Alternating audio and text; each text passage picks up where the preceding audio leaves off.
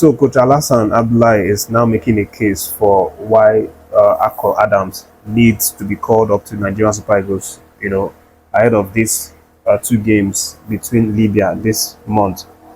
Of course, if you're following the channel, you know that recently I made a video where I talked about how this same coach, who was previously the scout for the under-20 and the under-17, came out to offer an advice to Coach to Coach EGUAVOEN on how to start using Victor Boniface to get the results from him, to get the goals from him.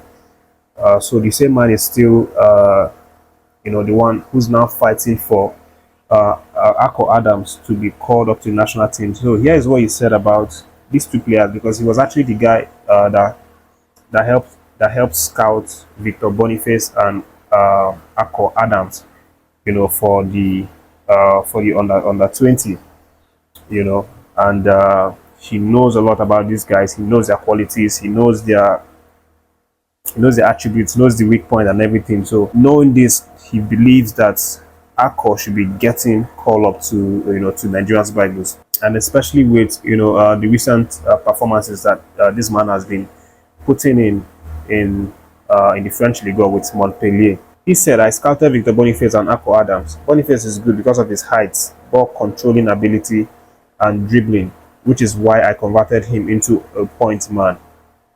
And then for AKOR Adams, he said, "AKOR, on the other hand, has more strength than Boniface. He can bully defenders, but his intelligence is 50-50. When AKOR is playing between central defenders, they don't move forward. They have to wait. I've expected them to invite him to the national team because he has been doing well." So this is what this coach has now, said.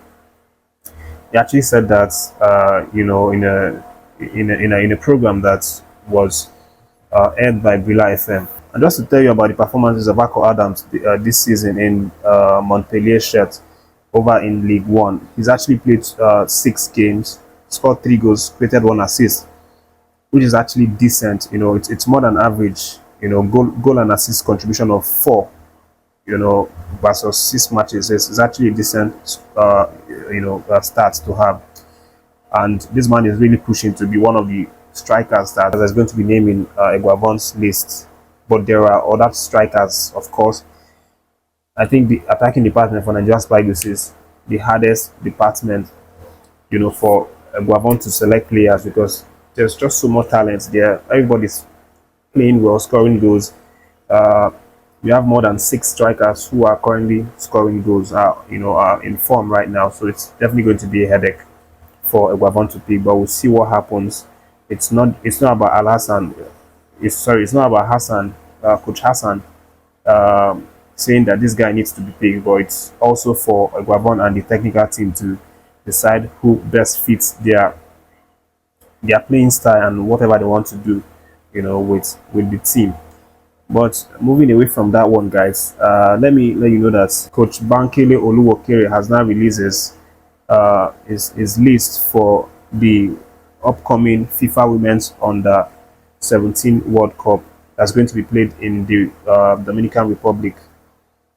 And the list, is filled with lots of young talents, but surprisingly, there's an omission or exclusion of a certain Irish-Nigerian young talents who was obviously snubbed for the under-20 women's team. Of course, if you follow the channel, you know that I talked about a certain SIMONE Adebowale.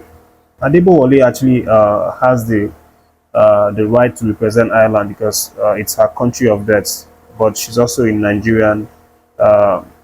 She's also a Nigerian, so she is eligible to play for Nigeria. She has obviously been showing interest coming up every time she's been called to partake.